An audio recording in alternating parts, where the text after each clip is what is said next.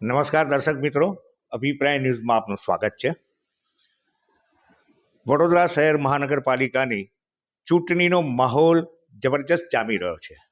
આક્ષેપો અને પ્રતિકાક્ષેપોનું એક જનૂનપૂર્વક જોશપૂર્વક યુદ્ધ શરૂ થઈ ચૂક્યું છે. તેમાં પણ ભારતીય જનતા પાર્ટીએ જે ઉમેદવારોની પસંદગી કરી છે, સ્વાભાવિકપણે રિપીટ કર્યા છે, પરંતુ મોટાભાગના નવોદિતોને એમણે આપી છે. એટલે એમાં ક્યાંક ને ક્યાંક નારાજગીનો સૂર ઉઠ્યો હતો. આજે આપણે વડોદરા શહેરના વિકાસ, વડોદરા શહેરના વિરાસત સાથેનો વિકાસ, વડોદરા શહેરની સમસ્યાઓ, એનું નિરાકરણ અને પક્ષમાં જે નારાજગીનો માહોલ છવાયો હતો અથવા તો જે ચર્ચાઓ જાગી હતી, તો એ અંગે શહેર ભાજપના પ્રમુખ શ્રી જયપ્રકાશભાઈ સોની સાથે આપણે વિસ્તૃત વાર્તાલાપ કરવા જઈ રહ્યા છે અને એમનું મંતવ્ય સાંભળીશું કે ભારતીય જનતા પાર્ટીનો દેખાવ કેવો હશે, ભારતીય જનતા પાર્ટી આગામી દિવસોમાં શું પ્લાનિંગ લઈને વડોદરા વાસીઓનો જે નારાજગી છે એને દૂર કરશે, વડોદરા શહેરની સમસ્યાઓને દૂર કરશે અને વિરાસત સાથેના વિકાસને આગળ ધપાવશે. પ્રમુખ સાહેબ, આપનું સ્વાગત છે. ધન્યવાદ. તો જ્યારે આ ઉમેદવારોની પસંદગી શરૂ થઈ ત્યારે ચોમેરથી નારાજગીનો સૂર. સ્વાભાવિકપણે નો રિપીટ થિયરી એ ભાજપની આજથી નથી. આદરણીય વડાપ્રધાન જ્યારે ગુજરાતના મુખ્યમંત્રી પદે બિરાજ્યા ત્યારે એમણે 2005ના બોર્ડમાં આ જ રિપીટ થિયરી અપનાવી હતી અને એના કારણે ત્યાર પછી વર્ષો કારણ કે એમનું એવું માનવું હતું કે નવોદિતોને પણ એમાં ભાજપના સંગઠનમાં જેમણે કામ કર્યું છે, પાયાના કાર્યકરો છે, એ લોકોને પણ આ બધા મોકા મળવા જોઈએ, એ એમની દ્રષ્ટિ હતી. અને એના કારણે આ વખતે પણ એમ થયું, એમાં ક્યાંક નારાજગીના સૂર ઉઠ્યા. તો એ નારાજગીના સૂરને દબાવવા મતલબ કે મનાવવા માટે, સમજાવવા માટે થઈને આપણે ડેમેજ કંટ્રોલ શરૂ કર્યું. હાલમાં શું પરિસ્થિતિ છે વડોદરા શહેરમાં? જ્યારે દાવેદારો તરીકે નિરીક્ષકોની સામે સેન્સ પ્રક્રિયામાં ભાગ લેવામાં આવ્યો તો આપ સૌને ધ્યાનમાં છે કે આખા શહેરમાં 1434થી વધુ કાર્યકર્તાઓએ પોતાની દાવેદારી નોંધાવી હતી. સ્વાભાવિક છે કે જે સીટોની જે મર્યાદા છે, 76 જ સીટ હોવાના કારણે 76 જ કાર્યકર્તાને મોકો મળે એ સ્વાભાવિક છે. બાકીના કાર્યકર્તાઓને પણ એમનું મન એવું હોય કે મને પણ ટિકિટ મળે, મારી પણ દાવેદારી સ્વીકારવામાં આવે અને પાર્ટી મને તક આપે. અને એ મનુષ્ય સ્વભાવ છે કે જ્યારે પોતાની કોઈ અપેક્ષા અને ઈચ્છા હોય એ પરિપૂર્ણ ના થાય તો જરૂરથી થોડી મનમાં દુઃખ થતું હોય છે, નારાજગી પણ આવતી હોય છે. પણ ભારતીય જનતા પાર્ટીમાં કાર્યકર્તાઓ સમર્પિત કાર્યકર્તાઓ છે. ભારતીય જનતા પાર્ટી મૂળ કાર્યકર્તાઓની પાર્ટી છે અને હંમેશા જ્યારે આવું બને છે ત્યારે અમારા વડીલો, અમે બધા લોકો એક સાથે મળીને ચર્ચા અને સંવાદ કરતા હોઈએ છીએ. અને ધીમે ધીમે આજના દિવસે તો લગભગ અમારા 90-95% જે કાર્યકર્તાઓ હતા એ સૌ કામે લાગી ગયા છે. 4-5% જે રહ્યા છે એમને પણ અમારું અત્યારે વાત કરવાનું ચાલુ છે. અને આ વખતે એક મેં પ્રયોગ કર્યો છે. જેટલા પણ ઉમેદવારોએ એટલે દાવેદારી કરી હતી કાર્યકર્તાઓએ, સૌને મેં એક પત્ર પણ પાઠવ્યો છે કે ભાઈ આપ સમર્પિત કાર્યકર્તા છો, નિષ્ઠાથી ભાજપાનું કામ કરો છો, આગળ પણ આપ આ જ પ્રમાણે સમર્પિત થઈને કાર્ય કરશો. અને મને લાગે છે કે અત્યારે લગભગ બધા કાર્યકર્તાઓ એ દિશામાં કામે લાગી ગયા છે. પ્રમુખ સાહેબ, મુદ્દો એ છે, આપ ભારતીય જનતા પાર્ટીની ટીમના કેપ્ટન છો. એટલે જ્યારે ટીમ નિષ્ફળ જાય ત્યારે પણ કેપ્ટન પર દોષનો ટોપલો આપે અને સફળ થાય તો એનો શ્રેય પણ કેપ્ટનને જાય. અગાઉની જે ભારતીય જનતા પાર્ટીની 5 વર્ષની જે ચૂંટાયેલી પાંખ હતી, એ ચૂંટાયેલી પાંખ દ્વારા વિકાસના કામો ગુજરાત સરકારે ભરપૂર પૈસા આપ્યા છે, ભરપૂર નાણાં આપ્યા છે. વડોદરાના વિકાસ માટે થઈને મુખ્યમંત્રી પોતે પણ ચિંતા કરે છે. પરંતુ ક્યાંક ને ક્યાંક વિશ્વામિત્રીનું પૂર, ગટરના ગંદા પાણી, અપૂરતા પ્રમાણમાં પાણી, જેથી ટેન્કર રાજ, રોડ રસ્તાના ખોદકામ એટલે વડોદરાને ખાડોદરા, આવા બધા ઉપનામો મળ્યા જેનો રોષ નગરજનોમાં છે. આપ એ રોષને દૂર કરીને ભારતીય જનતા પાર્ટી જે 30 વર્ષથી શાસન કરી રહી છે એ સુપેરે આગળ વધે એ માટેનું આપનું આયોજન શું છે? જ્યારે વડોદરા મહાનગરપાલિકાના માધ્યમથી નાગરિકોની જન સુવિધા માટે કામો થતા હોય છે ત્યારે અનેક પ્રકારના કામો એવા છે કે જે રસ્તામાં વચ્ચેથી લાઈનો જતી હોવાના કારણે ખાડા કરીને કામ થતા હોય છે. બીજું, છેલ્લા 1 વર્ષથી મારો જે અનુભવ રહ્યો છે, ગુજરાત સરકારના માધ્યમથી, કેન્દ્ર સરકારના માધ્યમથી અને વડોદરા મહાનગરપાલિકાની જે પણ સુવિધાઓ છે એના માધ્યમથી કુલ મળીને છેલ્લા 1 વર્ષની અંદર જ જ્યારે મુખ્યમંત્રી શ્રી 2 વખત આવ્યા, 2 વખતની અંદર લગભગ 2000 કરોડથી વધુ કામોનું ખાતમુહૂર્ત લોકાર્પણ થયા છે.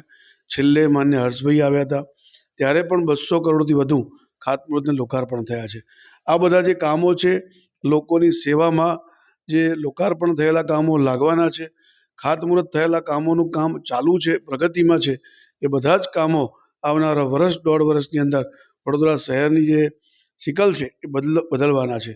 આપના જ પ્રશ્નો સંવાદોના માધ્યમથી અમારા કાર્યકર્તાઓ હોય કે કાઉન્સિલર હોય, તમે જે પ્રશ્નો ઉઠાવ્યા કે ભાઈ અમારા વિસ્તારમાં વરસાદી પાણી ભરાય છે, અમારા વિસ્તારમાં પાણી સરખું નથી આવતું, અમારા વિસ્તારમાં ગંદુ પાણી આવે છે, આ તમામ પ્રશ્નો આપે જે ઉઠાવ્યા હતા એના કારણે અમે એ પ્રશ્નોને વાચા આપવા માટે વડોદરા મહાનગરપાલિકાની જે પ્રોસેસ છે, પ્રોસેસમાં થઈને ઠરાવ થઈને વર્ક ઓર્ડર ઇસ્યુ કર્યા છે અને એ બધા જ કામો અત્યારે ચાલી રહ્યા છે. એ આપે આપેલા જ કામ છે, આપની જન સુવિધાના સુખાકારી માટેના કામો છે. કદાચ તમને લાગતું હશે કે બધી જગ્યાએ કામો ચાલે છે, પણ દિવાળીથી લઈને મઈ મહિના સુધી, એટલે કે વરસાદ આવે ત્યાં સુધી જ મેક્સિમમ કામો થતા હોય છે. એટલે આપની સુવિધા માટે આ કામો ચાલી રહ્યા છે. થોડો આપનો સહયોગ મળે તો જરૂરથી અમે જે કહ્યું છે એ કરીને જ બતાવીશું, એમાં ખાતરી આપીએ છીએ. વડોદરાના નાગરિકોને ચોક્કસથી વડોદરા શહેર આગળ વધે એના માટેનું પણ કામ અમે કરવા જઈ રહ્યા છે. અમે વિઝન ડોક્યુમેન્ટ પણ બનાવવા માંગીએ છીએ. અત્યારે જે ઘોષણાપત્ર બહાર પાડ્યું છે એ તો ટૂંકા ગાળા માટેનું છે, પણ અમારી એવી મનસા પણ છે કે આવનારા દિવસોમાં જેવી રીતે વિકસિત ભારત 2047, વિકસિત ગુજરાત 2047, એ જ લાઈન પર વિકસિત વડોદરા 2047નું પણ એક વિઝન ડોક્યુમેન્ટ આપ લોકોના સહયોગથી, સૌ સ્ટેક હોલ્ડરના જે સૂચન છે એના માધ્યમથી બનાવવા માટે અમે આગળ વધવાના છીએ. અને વડોદરા જે સુંદર શાંતિપ્રિય શહેર, સંસ્કારી નગરી, કલા નગરી, શિક્ષણ નગરી, એ પોતાની મૂળભૂત ઓળખ સાચવીને આ વિકાસના કામોના પ્રોજેક્ટ્સ આવે અને આગળ વધે એ પ્રકારના પ્રયાસો ભારતીય જનતા પાર્ટી કરવા જઈ રહી છે. પ્રમુખ સાહેબ, વડોદરાવાસીઓ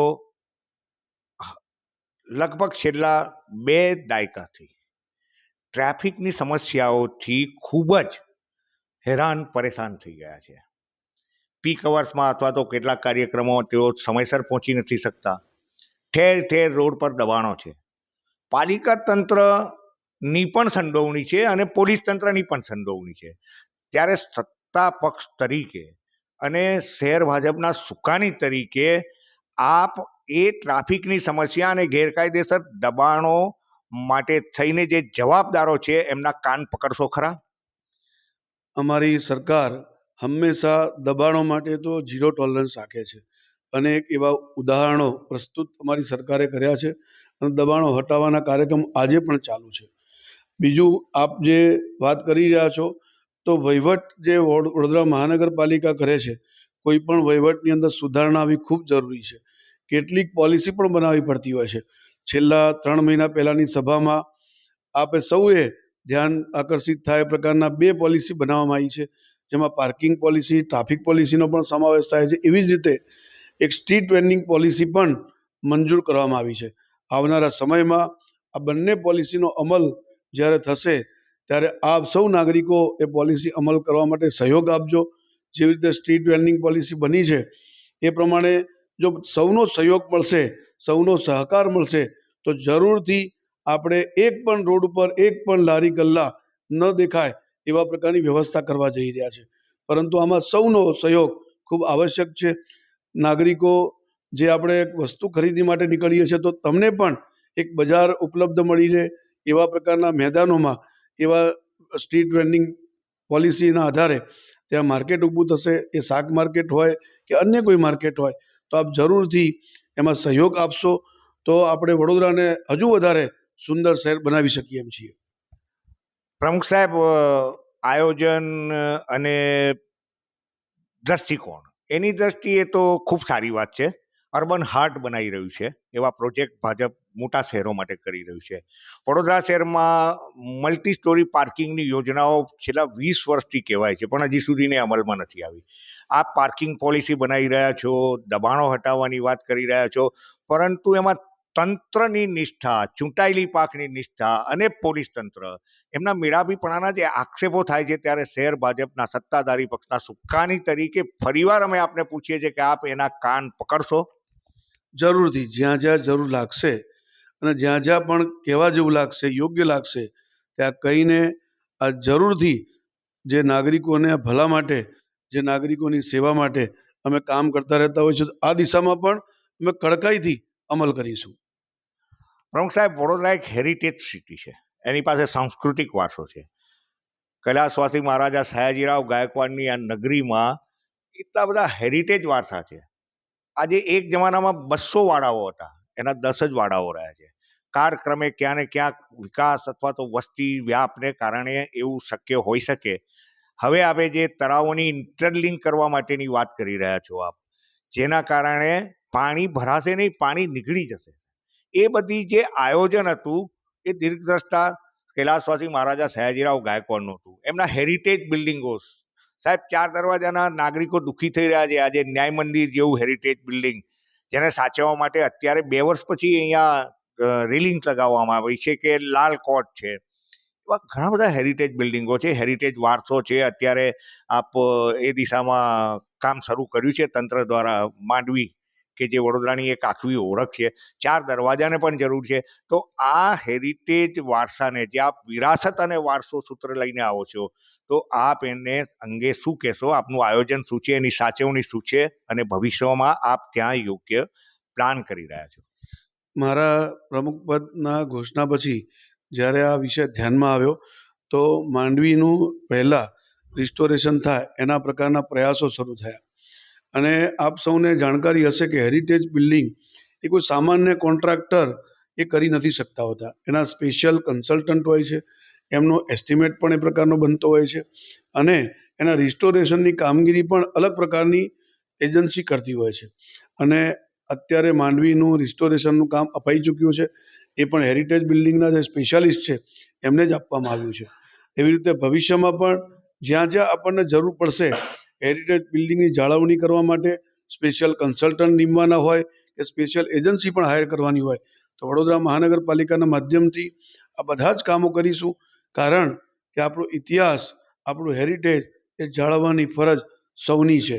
ભારતીય જનતા પાર્ટીનું જ્યારે શાસન છે, તો અમે જરૂરથી આ સૌ વારસાને જાળવવાનો પ્રયત્ન કરશું. જ્યાં જ્યાં જરૂર પડશે અમે સ્પેશિયલ એક્સપર્ટને ગુજરાત બહારથી પણ બોલાવવા પડે, આર્કિયોલોજી ડિપાર્ટમેન્ટનો પણ સંપર્ક કરવો પડે, તો એ બધું જ કરીને સર્વે કરાવીને સારી રીતે આ ઇમારતોની જાળવણી થાય એવો અમે ચોક્કસથી પ્રયાસ કરીશું. પ્રમુખ સાહેબ, ચૂંટણી પૂર્વહારમાં જામી ગઈ છે. 76 બેઠકોમાંથી માત્ર 69 બેઠકો આપણી બીજેપીની. આપનો આત્મવિશ્વાસ આટલા બધા વચ્ચે, કારણ કે આપને 1 વર્ષ થયું છે એટલે પ્રમુખ તરીકે આપની સામે પડકાર પણ છે.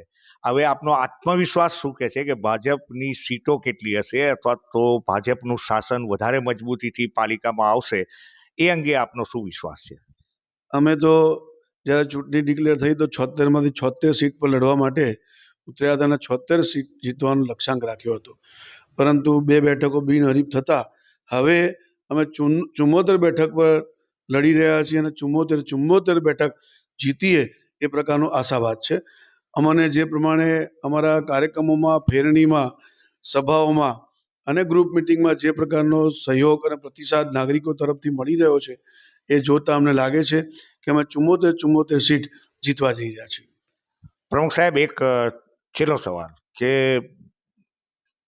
રિજનલ ચેનલોથી માંડીને માધ્યમો છે, પ્રચાર માધ્યમોમાં પણ એવું કહેવાયું કે લોકશાહીની હત્યા થઈ છે. બિનહરીફ બેઠકો શા માટે? ધાક ધમકી, લાલચ, લોભ, સત્તા એના જોરે કર્યું છે. આપ એ આક્ષેપોને સ્વીકારો છો કે એનું ખંડન કરો છો? જે આક્ષેપો કોંગ્રેસ કરી રહી છે એમને પોતાના એમાં ઝાંખવાની જરૂર છે. જ્યારે ઉમેદવારો પસંદગીનો સમય હતો તો ઉમેદવારો મળતા નહોતા, એટલે ઉમેદવારોને પકડીને હાથ પકડીને સહીઓ કરાવીને ફોર્મ ભરાવવામાં આવ્યા. જે ઉમેદવારોએ ફોર્મ ભર્યા એ ઉમેદવારે પોતાના અંતરાત્માનો અવાજ પણ એમને ના પાડતું હતું કે મારે ક્યાં કોંગ્રેસમાં લડવાનું, અને એ અંતરાત્માના કારણે અનેક ઉમેદવારો ફોર્મ પાછા ખેંચવા માંગતા હતા.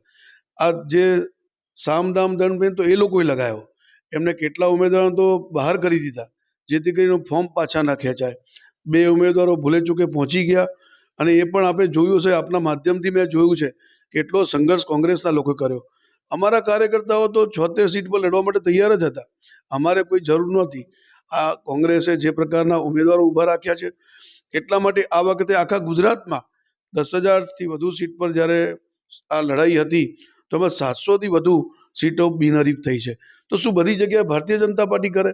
એવું કદાપી ના હોય. અમે તો 10,000થી વધુ સીટો પર નહીં, અમે તો 50,000 બૂથ પર લડવા માટે ઉતર્યા છીએ. કોંગ્રેસની કમનસીબી છે કે એમને ઉમેદવારો પણ નથી મળતા, અને મળે છે તો એવા મળે છે કે એમને છોડીને તરત જતા રહે છે, અને અમને એનો જ ફાયદો થયો છે. આ હતા વડોદરા શહેર ભાજપ પ્રમુખ, જેમણે કેપ્ટન તરીકેનો દોર 1 વર્ષથી સંભાળ્યો છે.